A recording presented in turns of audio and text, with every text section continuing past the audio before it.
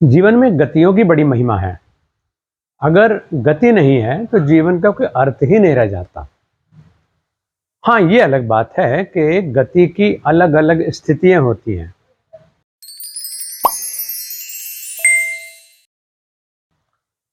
व्यक्ति अगति की स्थिति में भी रहता है, जिसे हम स्टैग्नेशन कहते हैं। यानी वहाँ गति है ही नहीं, मूवमेंट ही नहीं है, ऊर्जा है लेकिन उसका उपयोग नहीं है। तो ये सबसे अधिक दुर्भाग्यपूर्ण स्थिति होती है।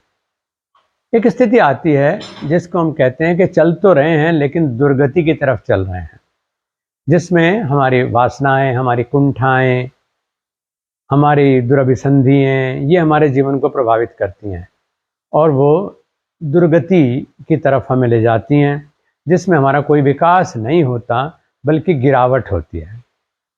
एक और गति होती है जो एक सात्विक साधक को, एक धर्मनिष्ठ व्यक्ति को, एक सृजनात्मक सोच के व्यक्ति को मिलती है और वो कहलाती है सद्गति। और अक्सर हर कोई चाहता है कि मैं कुछ ना कुछ करूं, यानी अगति से बचूं।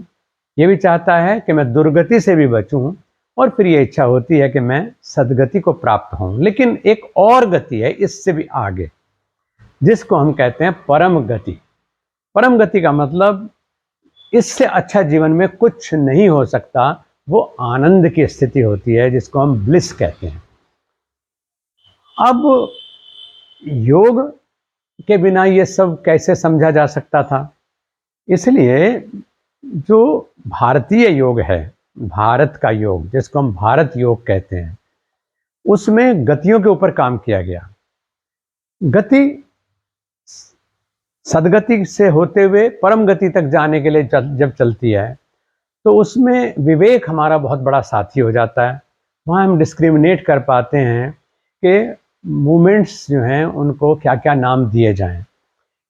गलती से देखा देखी में हमने गतियों को जो सिंपल मूवमेंट्स थे उनको भी आसन नाम दे दिया, जबकि आसन बिल्कुल अलग चीज़ है, उसकी परिभाषा भी अलग है और उसकी महत्ता भी गतियों से आगे है।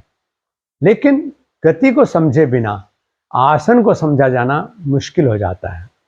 खैर, ये तो योग की शिक्षा की बात है, लेकिन आज जो हम अभ्यास की बात कर रहे हैं वो हैं उन गतियों का अभ्यास, यानी भारत योग की उन गतियों का अभ्यास जो खास तौर से उन लोगों के लिए जो कम समय दे पाते हैं या जो आयु में परिपक्व हो गए हैं या जिनका शरीर जड़ हो गया है, यानी मूवमेंट कम करते हैं, तो उनको मूवमेंट से शुरू कराते हैं। चाहे वो बच्चे हों, चाहे वो यंग हों, यूथ, और या फिर हमारे वयोवृद्ध लोग हों। वयोवृद्ध लोगों के लिए तो ये गतियाँ बहुत बहुत ज़्यादा काम की सिद्ध होती हैं। क्यों? क्योंकि उनके सामने जो स्वास्थ्य संबंधी समस्याएं आती हैं वो सारे सिस्टम्स को रिजुविनेट करने की डिमांड करती हैं। और तो और हमारा जो क्षरण का प्रक्रिया है, क्षय की प्रक्रिया है, यानी खर्चा जो है वो बढ़ता चला जाता है और आमदनी और उसको पचाना ये कम होने लगता है। तो उस समय हमें एक सपोर्टिंग सिस्टम के रूप में जो भारत योग की गतियाँ हैं वो बहुत ज़्यादा हेल्पफुल होती हैं। और गति से चलते हुए फिर हम अपने आप ही आसन की तरफ आ जाते हैं, फिर हम प्राणायाम की तरफ आ जाते हैं, धारणा, ध्यान, समाधि, यानी योग का सारा दरवाजे हमेशा हमेशा के लिए आपके लिए खुले हुए होते हैं। तो जो ऐसे लोग हैं जिनको मैंने बताया कि जो शारीरिक रूप से काफ़ी स्टिफनेस जिनमें आ गई, चाहे तो वो गाउट की वजह से, चाहे वो आर्थराइटिस की वजह से, चाहे वो एजिंग फैक्टर की वजह से, चाहे वो निष्क्रिय हो जाने की वजह से, बैठे रहने की वजह से, बहुत सारी वजह हो सकती हैं, लेकिन जो परिणाम सामने आता है वो परिणाम है कि हम स्टिफनेस को प्राप्त कर चुके हैं। जब स्टिफनेस मिल गई तो उसका प्रभाव हमारे सारी नस नाड़ियों की कार्यक्षमता के ऊपर पड़ता है। वो उनकी कार्यक्षमता घट जाती है, उनकी चुस्ती फुर्ती भी घट जाती है। इसलिए उनको सबसे पहले हम वो क्रियाएं देते हैं जो बहुत आसान भी हैं लेकिन पूरे सिस्टम को प्रभावित करने वाली हैं। इसमें सबसे पहले मैं आज आपके साथ साझा करने जा रहा हूं रेखा गति। रेखा गति का मतलब ही है कि हमें एक रेखा में चलने का अभ्यास करना है। रेखा गति का सबसे पहला फायदा कि जैसे बच्चा खड़ा होना सीखने के समय लड़खड़ाता है, गिर भी जाता है। रेखा आप अच्छे से जानते हैं, यानी एक लाइन में चलना। वो लाइन कहीं वक्र रेखा होती है, कहीं तिर्यक रेखा होती है, कहीं सरल रेखा होती है। लेकिन हमें इस अभ्यास में सरल रेखा में यानी सीधी रेखा में चलने का अभ्यास करना है। सीधी रेखा में चलने का अभ्यास हमको पहला फायदा देगा कि हमारा संतुलन बनेगा। आप देखते हैं छोटा बच्चा भी अगर जब चलना सीखता है, खड़े होना सीखता है तो डगमगाता है, लड़खड़ा जाता है, संतुलन कम होता है, गिर भी जाता है। तो ऐसी स्थिति उम्र के बढ़ते हुए बुजुर्गों में भी आ जाती है। तो उससे बचे रहने के लिए हमें रेखा गति का अभ्यास करना चाहिए। दूसरे, रेखा गति शारीरिक संतुलन के साथ साथ हमको जो रक्तचाप संबंधी विकार होते हैं, खासतौर से हाई ब्लड प्रेशर, इसको कंट्रोल करने में भी हेल्पफुल होता है। रेखा गति हमारी जो लयबद्धता है, रिदम जिसको हम कहते हैं, चाहे वो श्वास की रिदम है या ध्यान की रिदम है, उसको भी बढ़ाने वाली है। तो इसके लिए हम क्या करते हैं कि हथेलियों को जंघाओं के साथ मिला करके खड़े हो जाते हैं, बिल्कुल सीधे। कठिन काम नहीं है, लेकिन थोड़ा सा जागते हुए करना पड़ेगा। और इस प्रकार से आप मेरे स्थिति देखें, मैं सीधा हूं। पैर की स्थिति खास तौर से देखने लायक होती है इसमें कि हम एक रेखा में चलते हैं, यानी बायां पैर इस प्रकार से आगे रखेंगे कि बाएं पैर की एड़ी दाहिने पैर के पंजे को छू जाती है। फिर पूरा वजन मेरा बाएं पैर पे आ जाता है और फिर जो दाहिने पैर की एड़ी है वो बाएं पंजे को छू जाती है। इसी प्रकार से फिर और आगे, ये हमें 10 कदम इस प्रकार से आगे चलने हैं। और ऐसे ही जब वापस आएंगे तो भी इसी प्रकार से 10 कदम आने हैं कि एक पैर का जो टो है, आपकी पंजा है, वो दूसरे पैर की एड़ी को टच करे। पैर बिल्कुल सीधा रखते हुए इसमें हमें चलना होता है। लेकिन जो अच्छे अभ्यासी हैं, इसको पूर्ण अभ्यास तब मानते हैं जब आंख बंद करके हम इस कार्य को करते हैं। यानी आंख बंद रखिए और सीधे इसी प्रकार से आगे चलते रहिए। और इसी प्रकार से फिर पीछे की ओर हम चलते हैं, आंख बंद रखते हुए ही। ये सबसे कठिन है, लेकिन अधिक प्रभावशाली यही क्रिया है।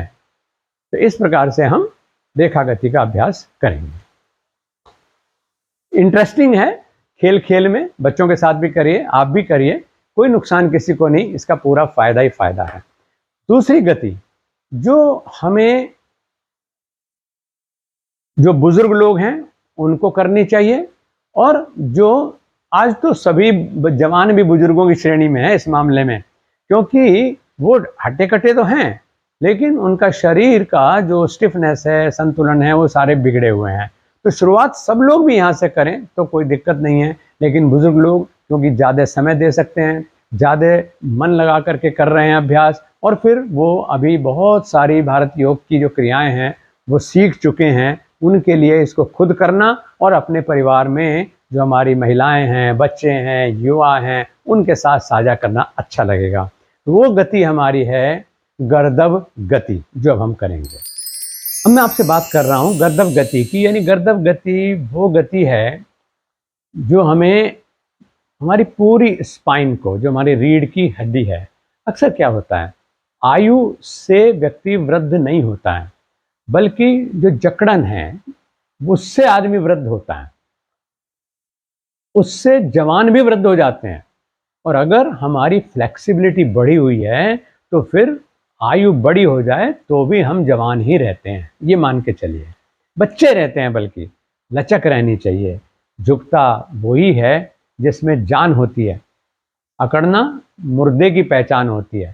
तो इसलिए मुर्दानगी से बचने के लिए ज़रूरी है कि हम गर्दभ गति सीखें, क्योंकि अगर हमारी स्पाइन फ्लेक्सिबल है तो फिर हमारे जो पूरे शरीर का स्नायु तंत्र है उसमें स्टिफनेस नहीं आएगी, उसमें फ्लेक्सिबिलिटी बनी रहेगी। तो देखिए कैसे करते हैं। गर्दभ गति 2 तरीके से करनी है और ये लगभग पेंडुलम मूवमेंट है। इसमें एक बार लेट करके आगे पीछे का पेंडुलम मूवमेंट होता है, इस प्रकार से जैसे पालने में व्यक्ति बच्चा लेटा हुआ हो और स्विंग ले रहा हो। और दूसरा जो है वही पोजीशन लेकर के दाहिने बाएं का स्विंग लेना होता है। तो इससे हमारी रीढ़ फ्लेक्सिबल होती है और रीढ़ से संबंधित कितने भी विकार जिनके नाम हम कितने ही ले सकते हैं उनसे आप बचे रहते हैं। तो इसलिए बीमारी का नाम लेने की ज़रूरत क्या है, क्यों ना आरोग्य का और आनंद का नाम लिया जाए। तो आइए अब हम करते हैं गर्दभ गति। गर्दभ गति में हम लेट जाएंगे, अपने शरीर को ज़मीन पे लिटा देंगे, अपने आसन पे लिटा देंगे, घर के गद्दे पर लिटा देंगे, कैसे भी इसको हम कर सकते हैं।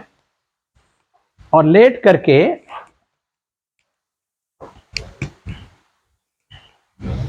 दोनों पैरों को आराम से फोल्ड कर लेते हैं इस प्रकार से।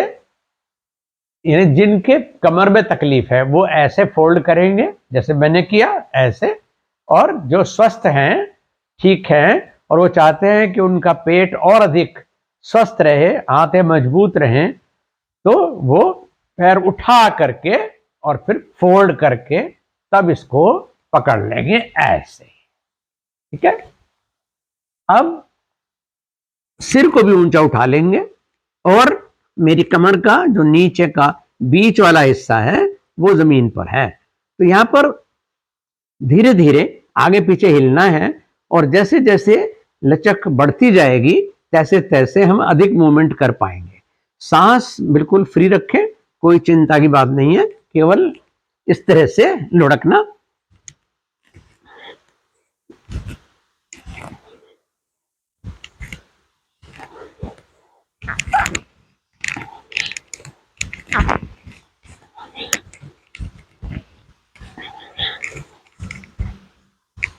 धीरे से रुक जाते हैं और पैर को वापस फैला करके जमीन पर टिका देते हैं। जिनकी कमर में कोई दिक्कत है, कोई तकलीफ है, तो वो पैर को आराम से जमीन पर टिका करके फिर बाद में फैला देंगे। इसी तरह से दोबारा फिर पोजीशन लेंगे और उसमें हम दाएं बाएं मूवमेंट करेंगे।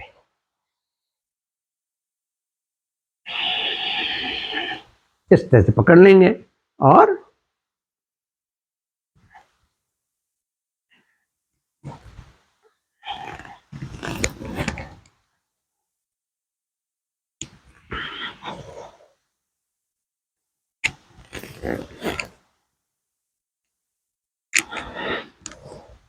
ये फिर वापस पैर चाहे तो ऐसे फैला करके जमीन पर टिका दें और जिनकी कमर में कोई असुविधा है तो पैर को यहीं से जमीन पर टिका दें। रिलैक्स। ये थी हमारी गर्दभ गति जो आपको अधिक कार्य करने की शक्ति दे देती है, जो आप बिना थके ज्यादा देर तक काम कर सकते हैं। इसमें आपको नींद के ऊपर भी आपका कंट्रोल बढ़ जाता है। इसका अभ्यास करने से आप अपने जो कहते हैं गधे की तरह से, घोड़े की तरह से केवल 10 मिनट के लिए भी अगर आप ये गर्दभ गति कर लेते हैं तो आपको अधिक सोने की जरूरत नहीं पड़ेगी, कम समय में ज्यादा आराम मिल जाएगा और आप पूरी तरह से फ्रेश होकर के रहेंगे। और यहां तक कर सकते हैं कि अगर इसको आप प्रातः करें तो रात के सोए हुए की लचक वो जो है जकड़न खत्म हो जाएगी, और अगर शाम को करेंगे तो फिर दिन भर जो आप बैठे रहे, खड़े रहे, दुकान पर, व्यवसाय में, चलने फिरने में, वो भी आपकी सारी की सारी जकड़न खत्म हो जाएगी और फिर आप फिर से फ्रेश हो जाएंगे। तो जिन लोगों के शरीर में स्टिफनेस है, रीढ़ में लचक नहीं है, रीढ़ संबंधी समस्याएं बढ़ती जा रही हैं, तो उनके लिए गर्दभ गति हर तरह से बहुत अच्छा अभ्यास है और उनको गर्दभ गति का कम से कम 2 बार अभ्यास करना चाहिए।